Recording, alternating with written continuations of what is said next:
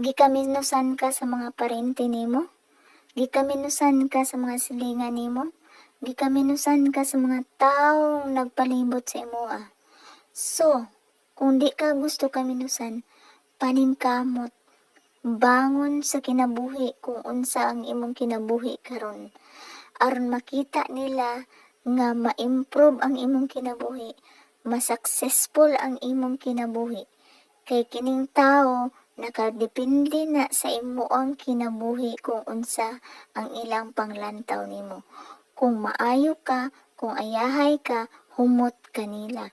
Kung dili ka ayahay, pobre ka, uyamot ka diha, nagkagidlay ka diha, ang panglantaw nila nimo, down pa kay tanang down. So paningkamot, ipakita nila nga kaya nimo. Dili ka mawad-an sa paglaom diha, di ka maguol-guol diha kay gikaminusan ka.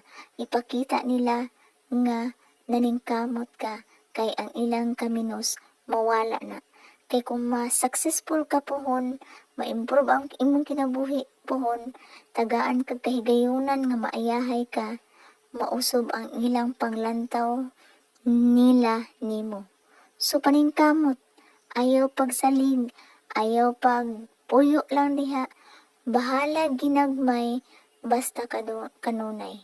Munay pagaingnon nga bahala ginagmay basta kanunay. Tinuod, lisod kaayo maningkamot labi nagpermiro pa jud ka nagsugod pa jud ka, karon pa jud ka nagsugod, lisod. Magkamang jud ka sa tanang magkamang.